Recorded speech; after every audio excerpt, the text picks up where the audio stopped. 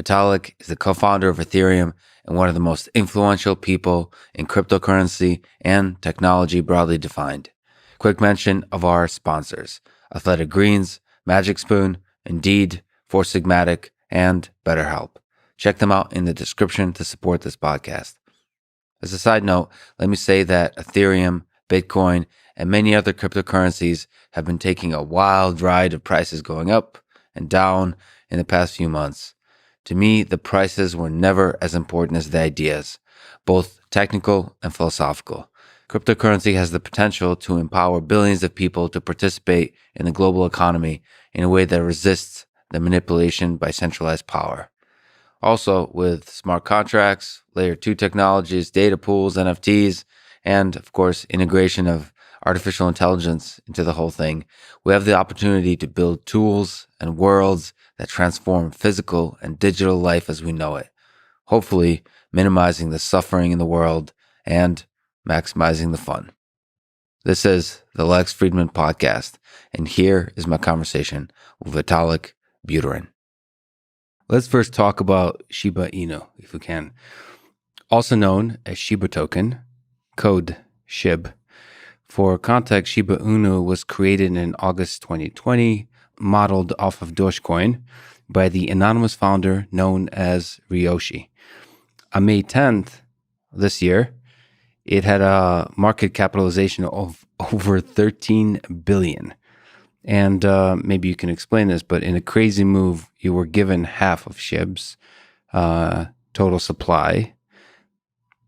You burned, aka destroyed, 90% of it. That's worth $6.7 billion. And you donated 10%. That's worth $1.2 billion at the time to an India COVID-19 relief fund, saying you don't want to be the locus of this much power. This is fascinating. Why and how were you able to walk away from this much money and this much power? So I should probably start by giving some of the backstory around these coins and this concept of giving me coins.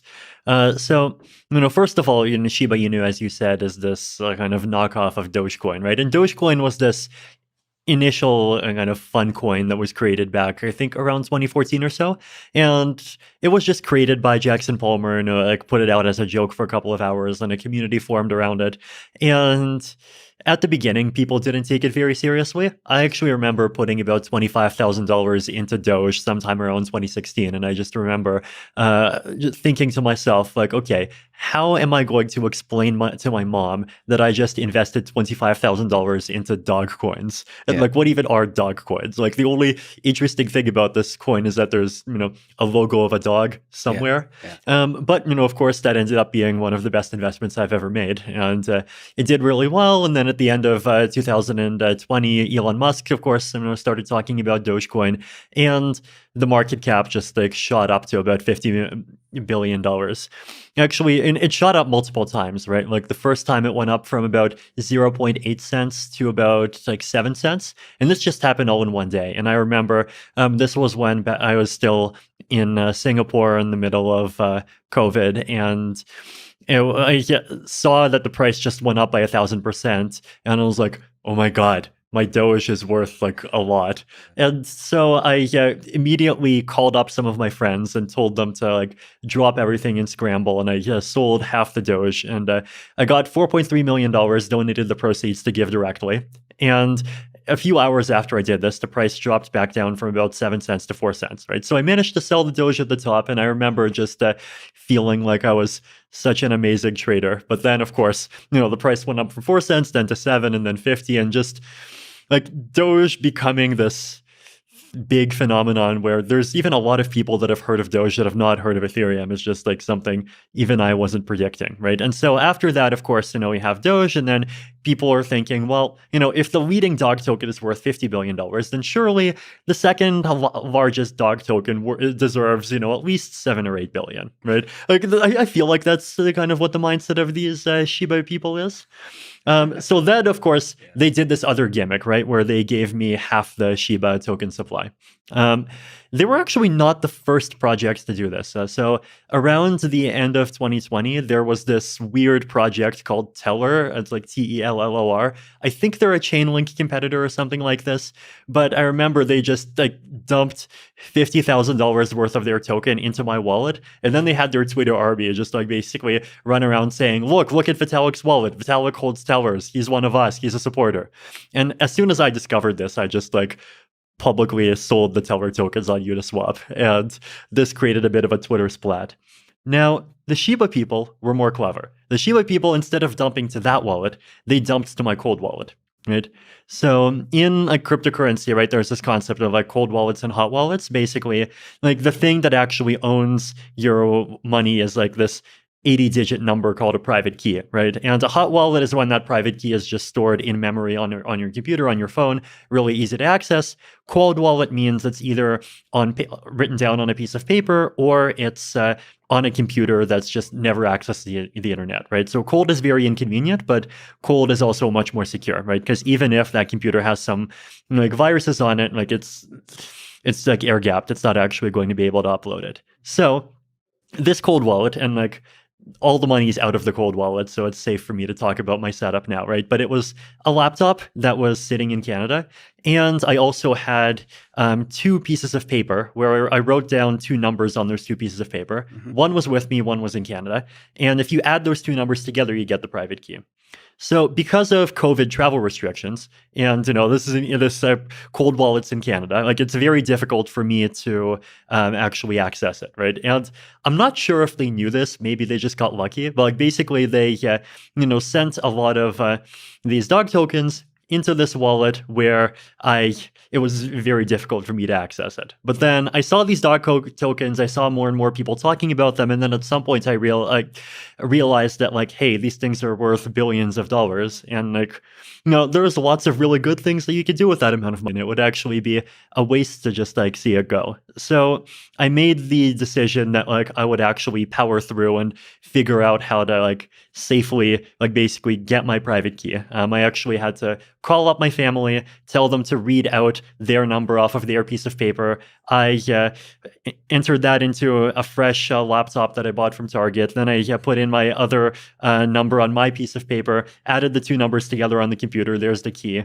And at the same time, like just scrambled for 2 days, setting up a new wallet where I could move my ETH to safely, like getting people to be multi-sig partners, just like doing all sorts of like stuff that 10 years ago you would expect to just be part of a cyberpunk science fiction novel, but now it's all real. So you're doing this all by yourself, essentially.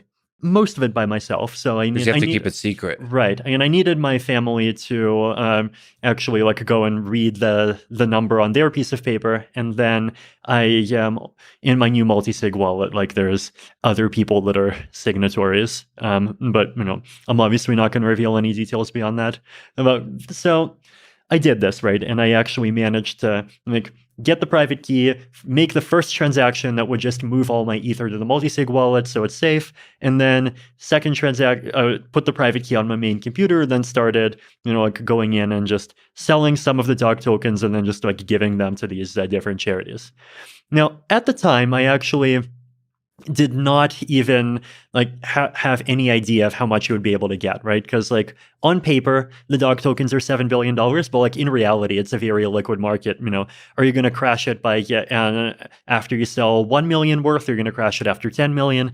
Are you going to might you actually be able to get like an entire 200 million? I had no idea. So I definitely was just of the mindset like, okay, I'll sell a bit, maybe get some ETH, and then, donated some ETH to GiveWell, donated some to other groups, and then, okay, have some dog tokens. Like, I don't have an easy ability to sell more myself, but then I'll just like give them to these groups and like, hopefully they'll do good things with them. It was actually, I actually donated 20% and dumped 80%. Okay.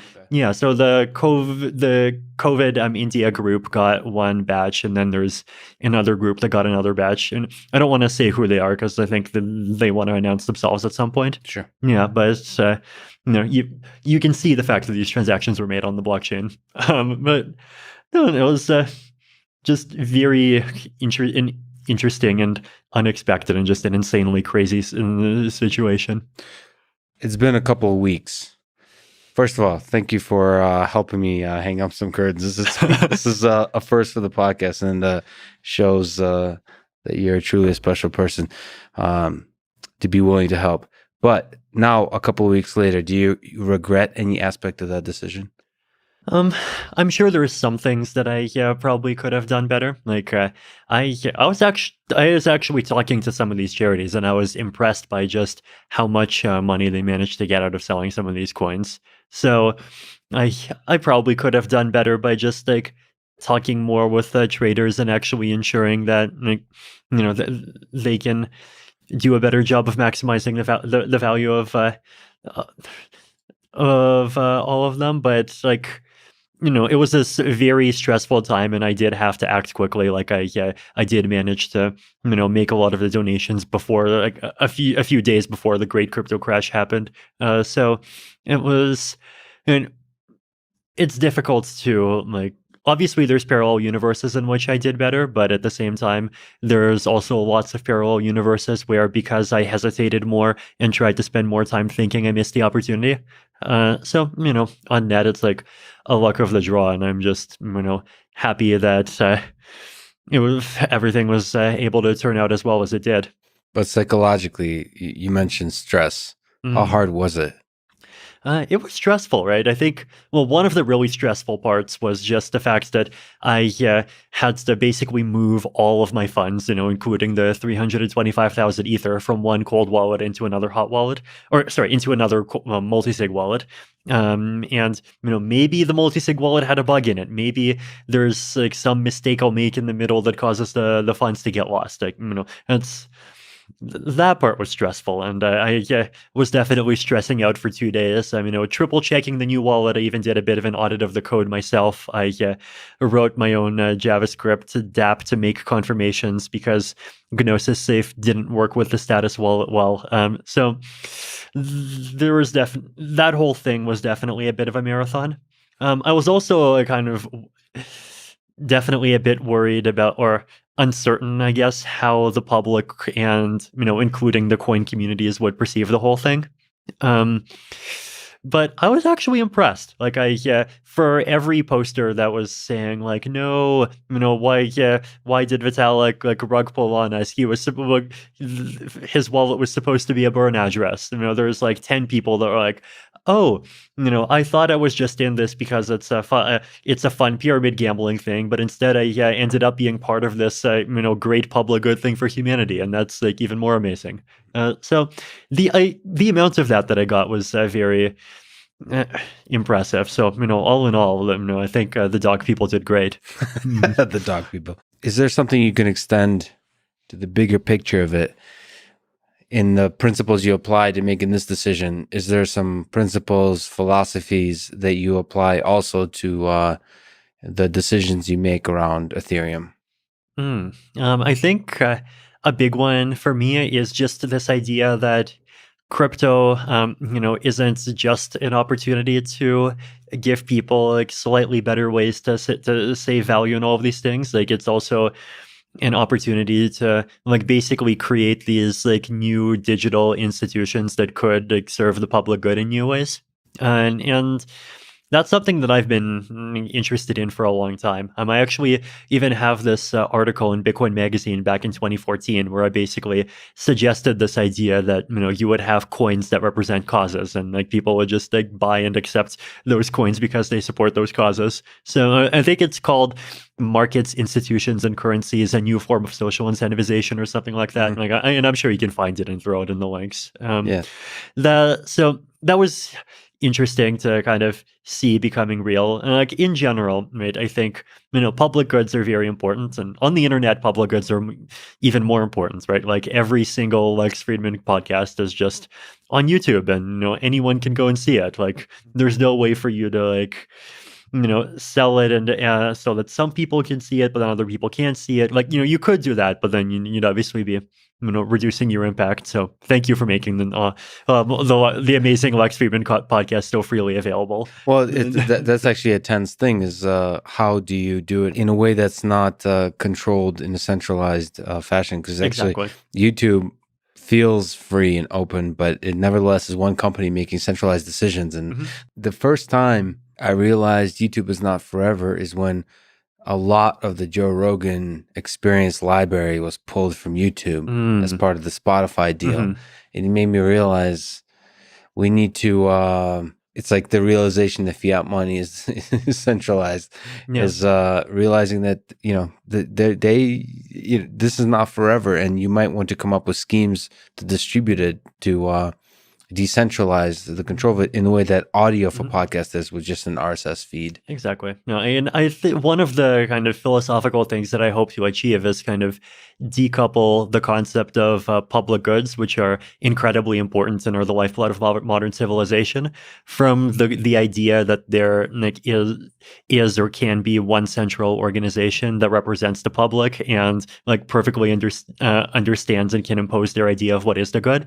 Right, it's when people talk about public goods, it just often comes with this baggage of either centralization or conformism, and I think it doesn't have to, right? Often the most important public goods are the ones that are created by the crazy individualists that disagree with everyone else. So trying to make this kind of synthesis where you combine the values of decentralization and the values of open source, but you're not naive about it, and you realize that for these things to be produced, there needs to be a way for it to be sustainable. There needs to be some way of supporting people who are working these projects, but at the same time, you want to avoid that turning into a vector of centralization, trying to sort of get all of the good things without the bad things. To me, that's a big part of sort of what my grand experiment in crypto is about. Right? And we are doing things in different kinds of things for this, right? There's the Gitcoin grants quadratic funding in the Ethereum ecosystem. There's obviously these dog coins that just happens, I guess, accidentally. There's other projects that, for example, Uniswap has their Uniswap DAO that just has a huge amount of funding. And we haven't seen yet how that's going to be deployed, but it could be potentially deployed to do lots of really good and amazing things. Do you see Ethereum as essentially a mechanism to fight for social causes? I definitely see Ethereum as being a mechanism to fight for definitely some specific things that are social causes, just the fact of creating an open financial system that anyone can participate in, no matter where they are in the world. That's a social cause. Just giving people the ability to organize and create projects, even if it's 5 people in 5 different countries. And that kind of inclusiveness, I think that's a social cause, and it's a core crypto value. But then at the same time, the other important kind of part of the magic of Ethereum that you have to balance that against is that it is also this open platform where ultimately, the things that are on Ethereum is just the things that the community makes of it. Well, you kind of briefly opened the door, so let's go there. When it comes to government regulation of crypto, what's the best case scenario? What's the worst case scenario? In terms of, as you've kind of mentioned, Ethereum challenges the power centers of the world. And how do you see the interplay between governments and this new technology that resists centralized power? Best case and worst case. The best case is that blockchains continue to prosper and we figure out scalability so that people can actually start doing things on all of the amazing use cases that people have been talking about, instead of today where a lot of the great stuff gets priced out because transaction fees are at $5 to $10. And then we see a lot of different amazing applications happening on blockchains. It could be DAOs creating new ways for people to interact and organize with each other, new ways for artists to get funded, and just all sorts of these amazing things. And there's just enough public support and just enough people that see that, look, crypto is clearly doing a lot of good things. And there are definitely areas where there's tensions, but in those areas where there's tensions, like there could be some kind of creative and interesting approaches that get figured out, right? Like, the concept of corporate taxes, for example, right? Like, it doesn't it that would disappear as a revenue stream if theoretically corporations just all get replaced by DAOs. But like maybe there's some other creative way by which DAOs themselves can kind of be have some kind of encoded governance that ensures that they have at least some kind of bias towards serving the global public good. And maybe it does enough of DAOs can do enough of that people are happy with it. And there are going to be things that people are unhappy about. There's always going to be the people that wants to surveil everyone. But if on the kind of effect of crypto from just empowering people is greater than that, and greater than that in a way that people can just easily see, then that would be a good scenario, right? And we'll just become kind of incorporated and accepted the same way as happened with the internet. But the worst case scenario would, of course, be just people suddenly, flipping and going into moral panic mode and just, oh my God, this technology is used by insert bad group of the day. And then I don't think governments have the ability to ban crypto to the extent of just preventing blockchains from existing, but they definitely have the ability to really marginalize it, right? If you just ban all exchanges, and ban all links from the fiat ecosystem to crypto, and you ban all kind of mainstream employers from accepting or paying in cryptocurrency, then you can successfully turn it into a fairly kind of niche countercultural thing that has much less impact than it otherwise would. So it's somewhere between the good scenario and the bad scenario. I'm obviously hoping for the good. Well, that's interesting. Also, the tension between governments and companies. Like if you have a bunch of billionaires or a bunch of companies like Tesla investing in Bitcoin, and then governments resisting that, it's interesting who wins out in that worst case scenario. And it almost when companies and rich, quote unquote, respectable people embrace cryptocurrencies, Bitcoin, Ethereum, so on, even the dog coins, it's almost sends a signal to everybody else that this is a revolution that's here to stay. On this one little tangent that you brought up, this is almost an outdated idea, but it's still with us, which is cryptocurrencies are used for illegal activity, for drugs, for crime, and so on.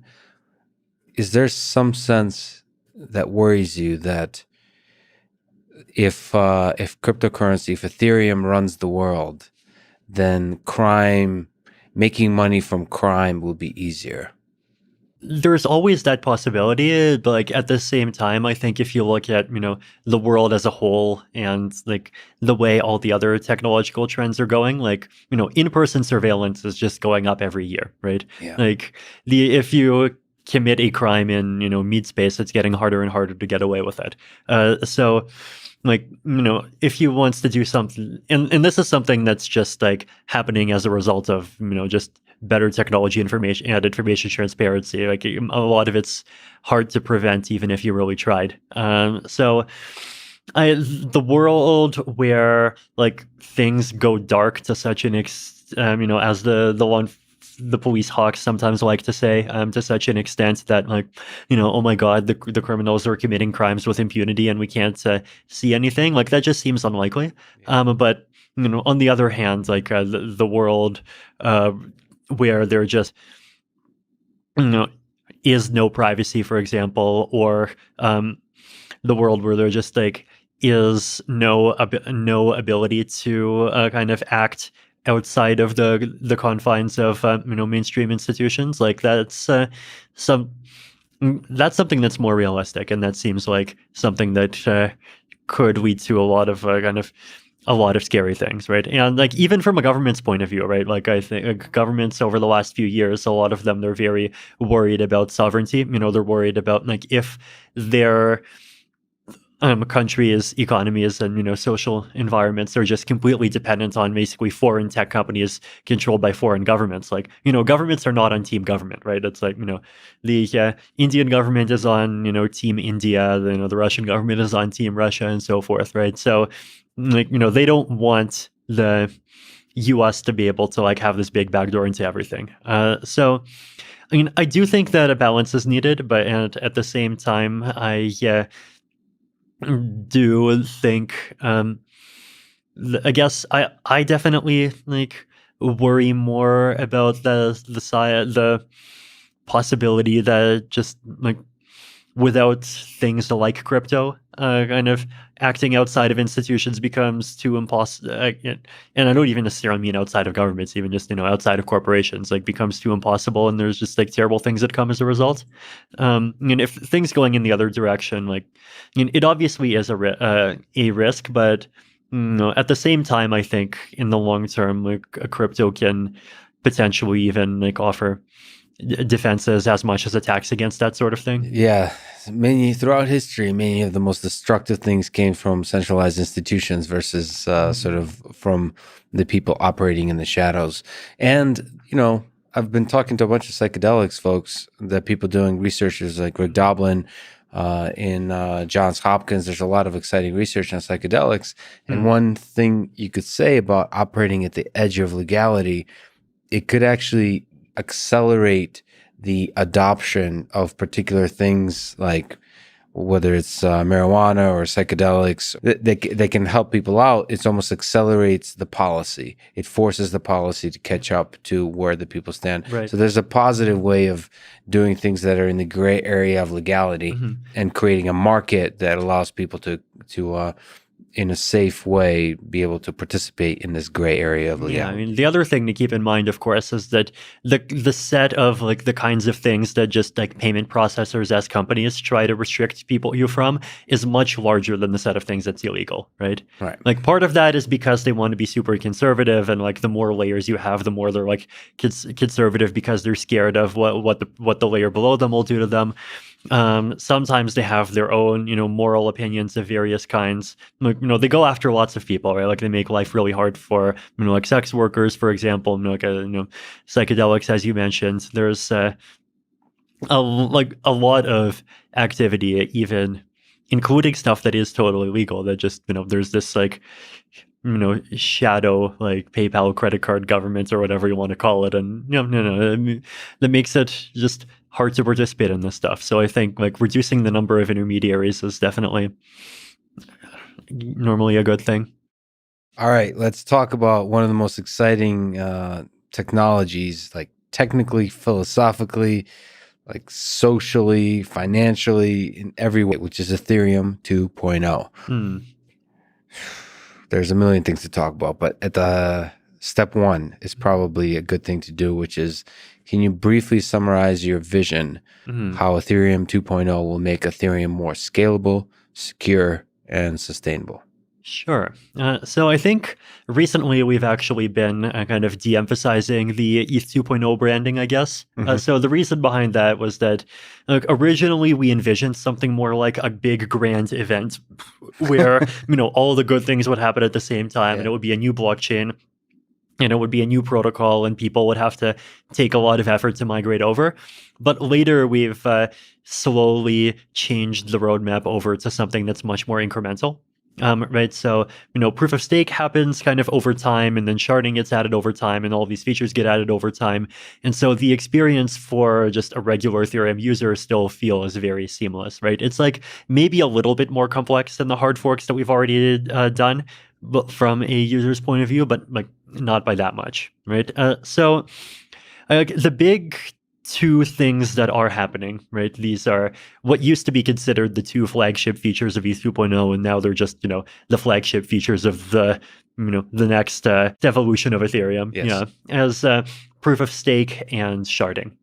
Right. So proof of stake is a consensus algorithm. It's or consensus mechanism, I should say. It's the difference is that like an algorithm is something that you run by yourself. A mechanism is like it involves like interactions between people, and it could even include incentives and all of that. So a consensus mechanism, so by which nodes in the network agree on, which blocks came in, which transactions came in what order, make sure that once a block gets accepted, it can't get reverted, and all of these things that we expect from a blockchain. So existing blockchains, including Bitcoin, including the Ethereum of today, and including a lot of them, they use proof of work, right? So the reason why we need proof of anything is because like they serve this function that I call kind of economic Sybil resistance. So that's obviously a big word for, especially if you've never heard of Sybils before. But like the basic idea is right that you have a network and you have lots of computers that agree on like which block to accept, and sometimes you get two blocks that get published at the same time, and you just have to agree in an order. So there has to be some kind of voting game. But then the question is, well, in this voting game, who gets a vote? Who gets to participate? Now, you can't say one person, one vote, right? The reason why you cannot say one person, one vote is because you need some kind of like authority or some kind of mechanism to say, who the humans are. And if you don't have that, then a bad guy could just come in with a virtual machine or with a computer that has on it 10 billion virtual machines that have 10 billion, virtual nodes, and then just like say, look, I'm 99% of the network. I should control everything. So to prevent this, what proof of work and proof of stake both do is they basically say, well, the weight of your vote, like how much influence your votes have in the consensus, is proportional to like what quantity of economic resources you bring in. So in the case of proof of work, you prove what economic resources you have because your economic resources are computers, and you prove that you have them by just running them 24/7 using these hash algorithms, right?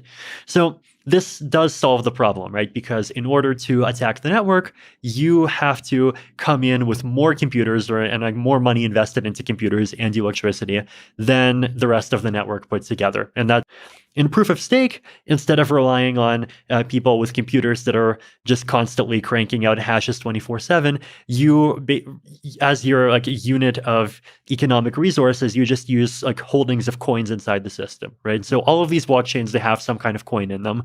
Bitcoin has Bitcoin, Ethereum has Ether. They all have a coin. So why not just use that as the economic resource that you're using to like measure participation? So that's like the core distinction between proof of work and proof of stake. I like proof of stake, and I've liked proof of stake for many years, basically because like it just requires much less ongoing resource consumption.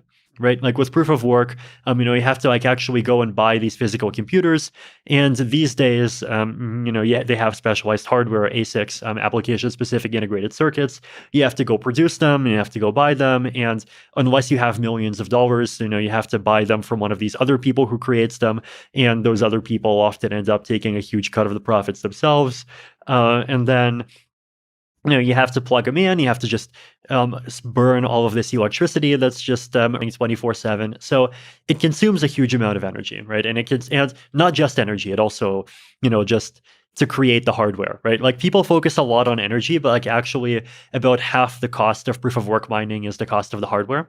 So hardware is a very big deal too.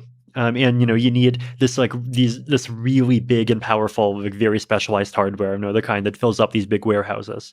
So proof of stake, you don't really need that much electricity. You just need just a little bit to run a regular computer.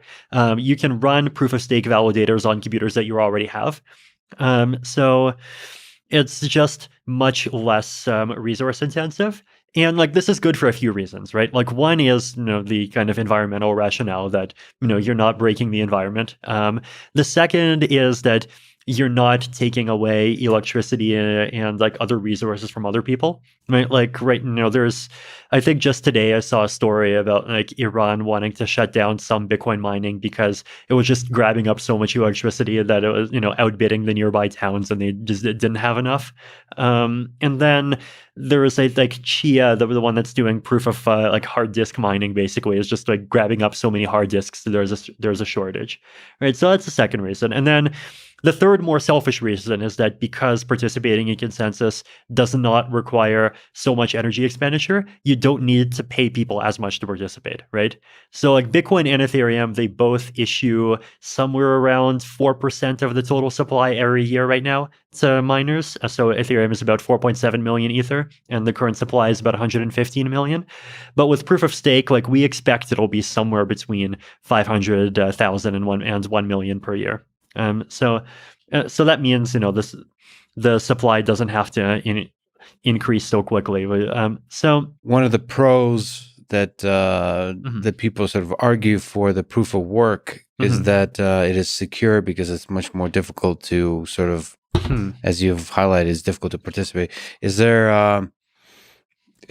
what are your thoughts about the security Mhm. of the proof of stake Hmm. mechanism? Yeah. Is there ways to make it secure? So I think proof of stake is very secure because in order to be able to attack the system, you need to have like basically as much stake as the rest of the network, right? So that means like right now, for example, we have 5 million ETH staking. So you have to come up with 5 million ETH and then join the network. And then the other so 5 million ETH is a lot, right? It's like how much is it now? Like $15 billion. So that's actually more than I believe the cost of attacking the Bitcoin network. And then the second thing is that recovering from attacks is much easier in proof of stake than in proof of work, right? Because in proof of stake, you have, like, first of all, we have, for many kinds of attacks that you do against this network, we have this concept of like automatic slashing, right? Which basically means that in order to like revert a finalized block. So if there's one block that's like accepted by the network and you try to convince the network to kind of revert that block and accept a different block, in order to make that kind of attack, you basically have to have your validator, like a big portion of your validators, sign two conflicting messages. And this is something that, like, once these messages are on the network, like, you can go and prove, like, look, these people did it. And so we have this feature in the protocol called slashing, where you basically take all these people who provably misbehaved and you burn their coins, right? And you don't burn anyone else's coins. Now, there are other cases, like, for example, if instead of reverting blocks, the attack just tries to censor everyone, right? Then what you do, everyone who got censored would just like basically create the minority chain, and then the community would basically have to do a soft fork, right? They would just have to say like, look, this chain is clearly attacking us. This chain is the one not attacking us, and so we're going to join this chain. And then what happens is that on that new chain, the attackers also lose a lot of coins. Right. Yeah. So the difference between proof of stake and proof of work is that in a proof of stake system, like you can identify specific participants and you can say, these, and like this isn't like, a human going in and saying, I don't like you, I don't like you, I don't like you. This is like automated, right? You can So the slashing process is automated. Yes. Is there ways it can go wrong? So that's a painful process where the coins are burned. It is painful, yes. I think, the one big unknown, of course, is like if an attack actually happens, and like if an attack happens that requires the community to actually choose one of these minority forks, then like what would the community actually successfully coordinating on this look like, right? Like it's like we can talk about it and we can write like science fiction novels about it, but like until it's happened, you don't really know the details of like what it looks like and how difficult it is. What are the channels of communication for the community? If you can enlighten me a little bit, like what in many ways in the political realm, Twitter is often used as a way to kind of have these emergent phenomena of large groups of people coming to a consensus about a particular idea, and then there's battle for consensus. What's in the Ethereum community, how do people, what are the sources of natural language-based communication that have an emergent belief structure that you would say? Or is it all through money? Is it all through trading that the communication happens? There's definitely talking as well. I mean, like we have to agree on protocol changes somehow, right? Like there's Twitter, there's Reddit, there's GitHub, there's all of the various Ethereum forums, Ethereum magicians, Ethereum research. There's just in-person communication. Then there's just kind of like the hidden web of everyone talking to everyone on Telegram or Signal. So it's like some of everything, right?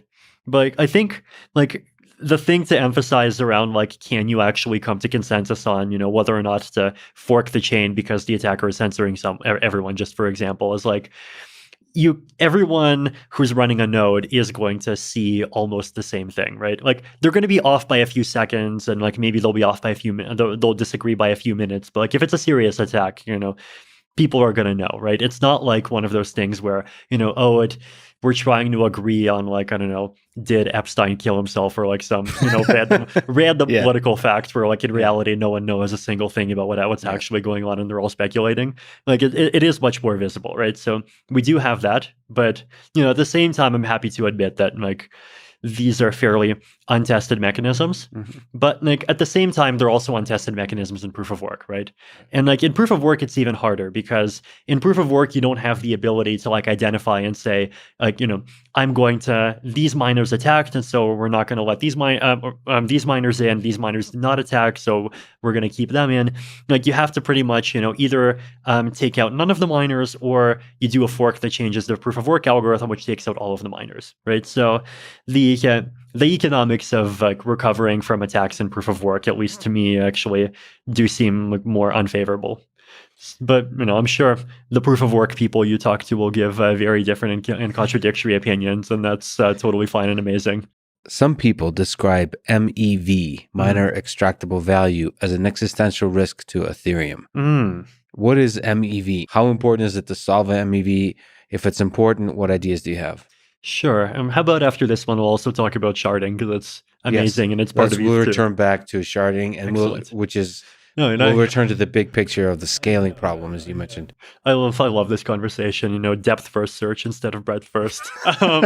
So basically, okay, MEV, miner extractable value. It is not different in proof of work and proof of stake, right? So like if you want to call it, block proposer extractable value, like it sounds less sexy, but we can call it BPEV instead of MEV. Who cares? But this is a problem in both proof of work and proof of stake. Yes. So the basic idea is that if you have the ability to choose which transactions go into a block and in what order, then you have the ability to like take advantage of that position for economic gain in a lot more ways than just collecting transaction fees, right? Like, for example, there's decentralized exchanges on chain like Uniswap.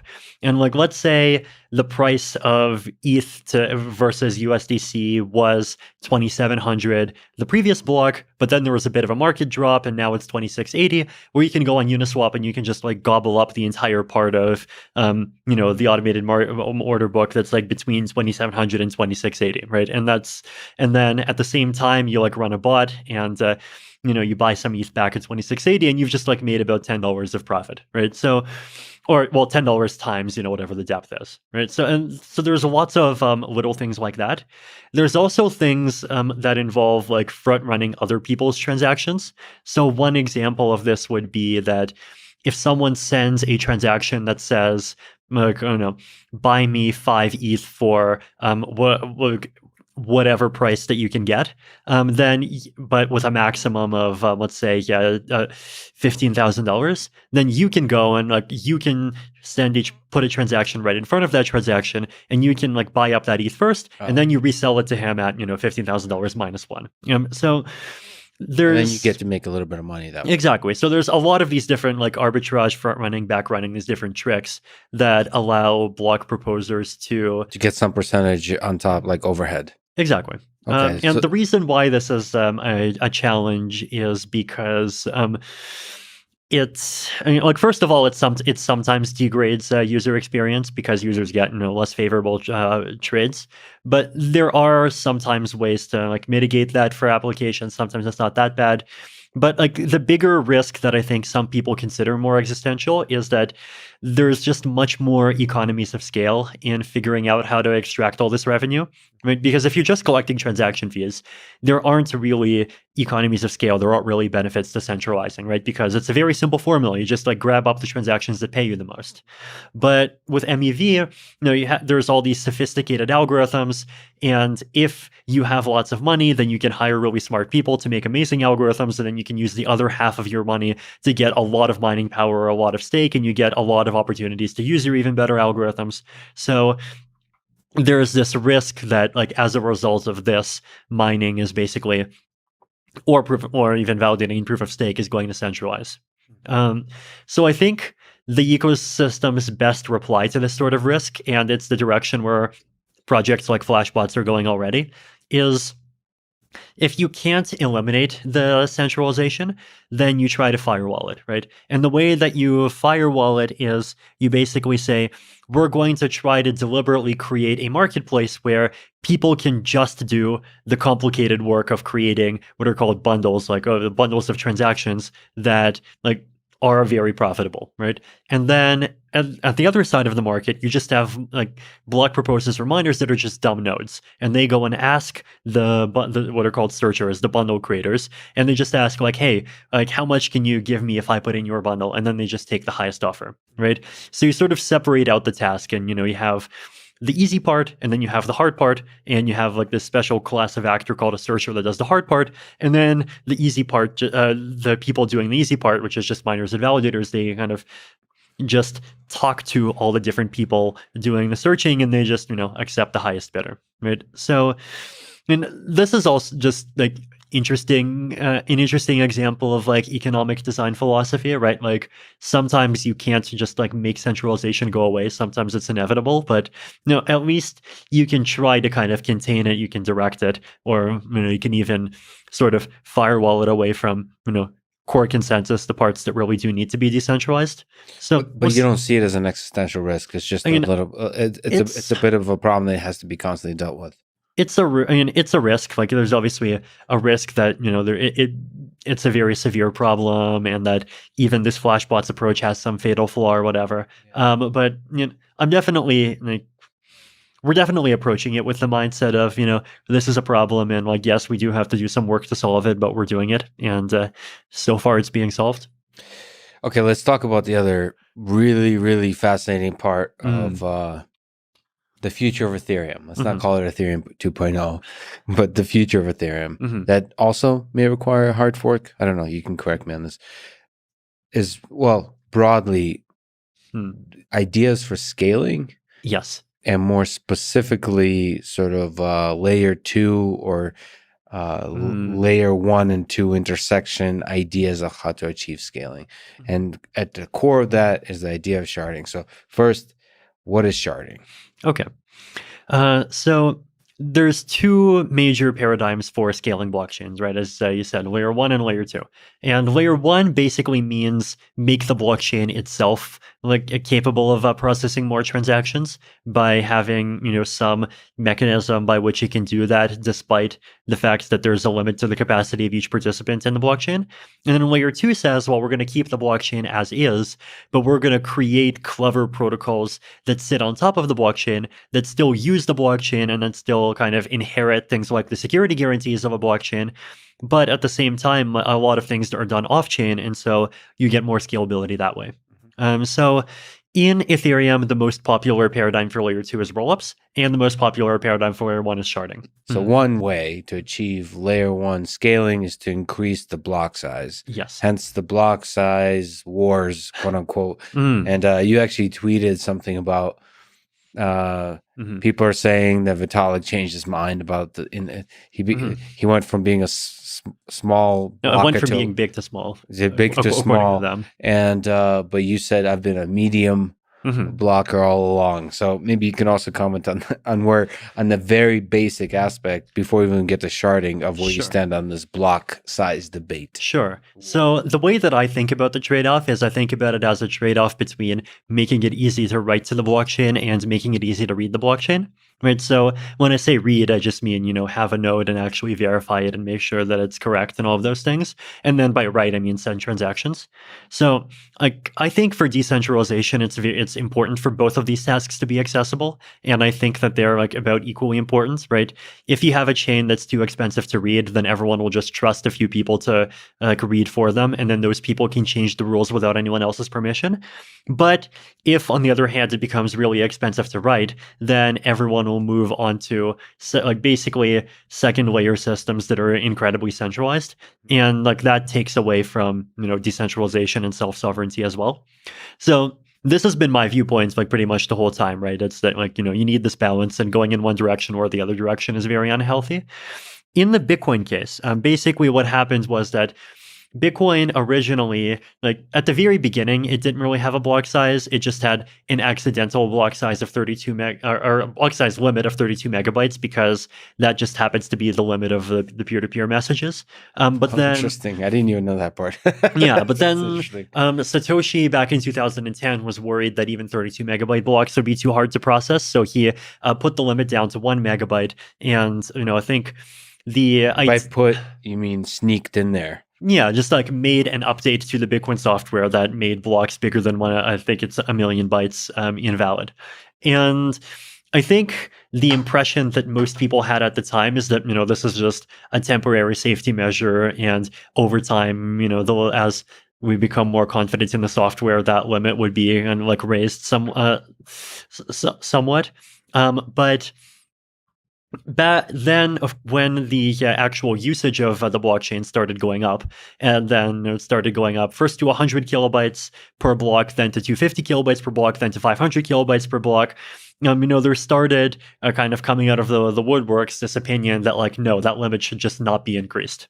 And then there were all of these attempts at compromising, right? First there was like a proposal for 20 megabyte blocks. Then there was the 248 proposal, which is a bit ironic because the 248 proposal started off being like a small block negotiating position. But then when the big block people came back and said like, hey, aren't we going to do this? They're like, oh, no, we don't want the block size increases anymore. So there were these two different positions, right? The small blockers, I think they valued 1 megabyte blocks for two reasons. One is that they just like really, really believe in the importance of being able to read the chain. But two is that a lot of them really believe in maintaining this norm of never hard forking, right? So the difference between a hard fork and a soft fork is basically that in a soft fork, blocks that were any block that's valid under the new rules was still valid under the old rules. So if you have a client that verifies according to the old rules, then you'll still be able to accept the chain that follows the new rules. Whereas with a hard fork, like you have to update your code in order to stay on the chain. And look, they have this belief that soft forks are kind of either less coercive than hard forks, which, by the way, I completely disagree with. I actually think soft forks are more coercive because, like, basically they force everyone who disagrees to sort of go along by default. Or they have this opinion that there's like, it's more difficult to abuse soft forks to do really mean things or that like completely violate people's expectations, like increasing the supply, which is like, I think there is some truth to that. So because of, these reasons, they just say we're only going to do soft forks and we want to just not do any hard forks. And they eventually discovered this idea called segregated witness that allows for like a very tiny block size increase to like the equivalent of about 2 megabytes with a soft fork. It's just a really like weird and devious trick. Like basically what they do is they take the signatures of transactions and then they put them outside of the block, and then they add an extra rule that says that like for a block to be valid, the block has to come with a separate like basically extension block that contains all of the transaction signatures. Right. So, when you measure it according to the old rules, like, hey, it adds up to less than 1 million. But actually, there's this extension block that the old protocol doesn't even know about. So it's a hack that seemed to work to in a small way, extend the size of the block size. But so, small block side was like happy with these very low levels of block size. And then the big block side wanted to expand to, at the very least go to 4 megabytes, then, maybe 8, 20. There's disagreements within there as well. I definitely was favoring the big side the whole way through, as you can probably tell. But even though, so the argument against the big is that it makes things more centralized. Yes, because fewer people can run a node that verifies the chain, and also because any of these things would require a hard fork, and hard forks are inherently risky. Do you think there's truth to that? I'm pro hard fork. I think hard forks are actually like in a political economic sense, they're better than soft forks. Well, let's okay. I think that's a beautiful principle as stated. that soft forks may be more coercive than hard forks.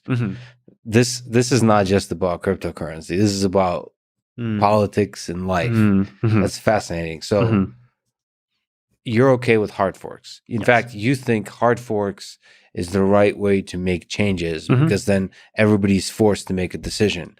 Right. Do you accept this change or not, as opposed to ideas being sneaked in behind the door on your and the decision is forced on you? Exactly. Yeah. Okay. So, but hard forks, some people say, this is when they talk about sort of Ethereum, is there's some aspect to a hard fork where you're trying to upgrade a, airplane while it's flying.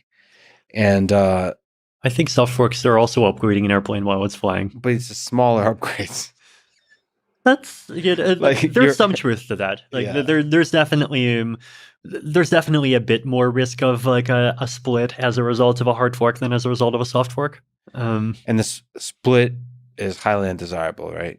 Well, it depends. Like if it's a split because of a bug, then that's horrible. If it's a split as a result of political differences, then I think like a split is better than, one side being forced to basically just like suck it up and accept the majority position, even if it really hates it. Well, there's also political connections throughout the history of the United States. It's like sometimes groups of people that strongly disagree with each other should be forced to work it out, even when a split seems like an easy thing in the short term. It depends. And I think for blockchains in particular, the costs of people being able to like peacefully go off and do their own thing are much lower, right? Like, okay, if you have a country and you have two groups, then like often enough, like fighting out the new rules requires, a civil war, requires everyone to move and so forth. But no, on a blockchain, like, the costs are lower. And so.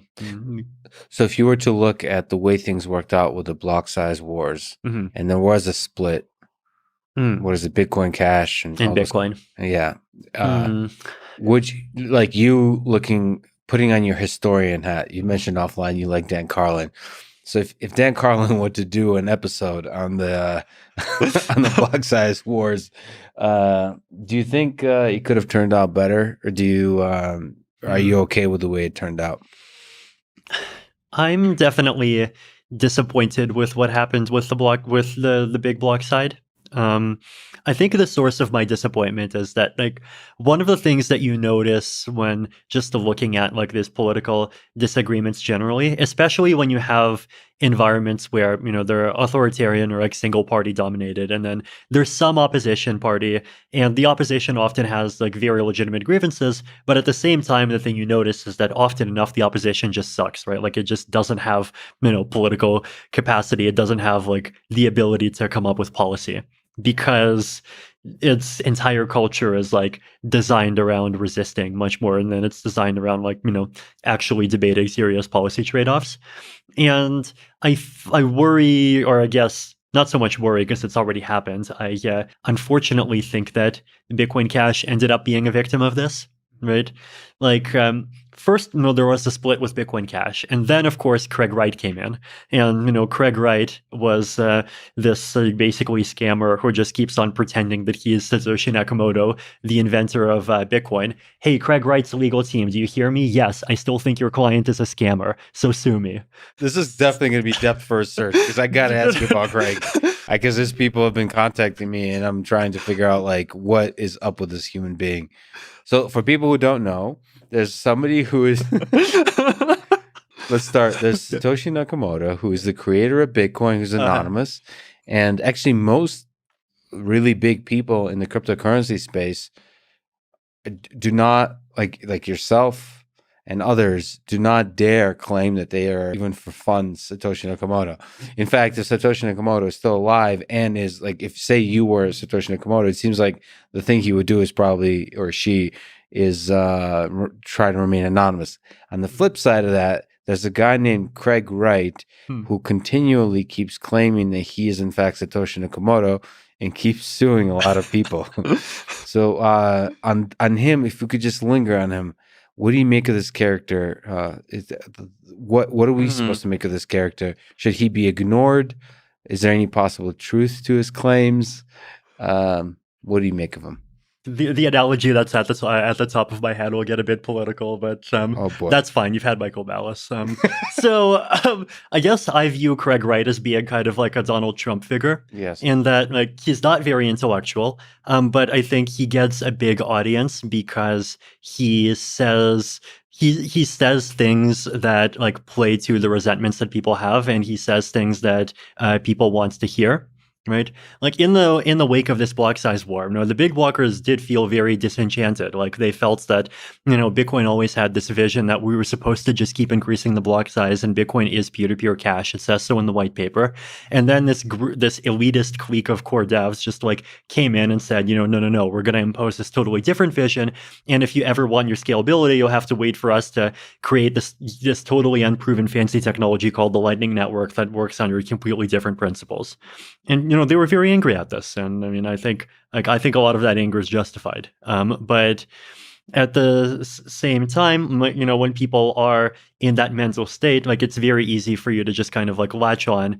And if you find someone who expresses anger at the same things that you're angry at, and also like it seems like someone who's strong and seems like someone who might be good to rally around, it's very easy to just like get behind that. But that extra part about where he's Satoshi Nakamoto, I don't understand why that's necessary.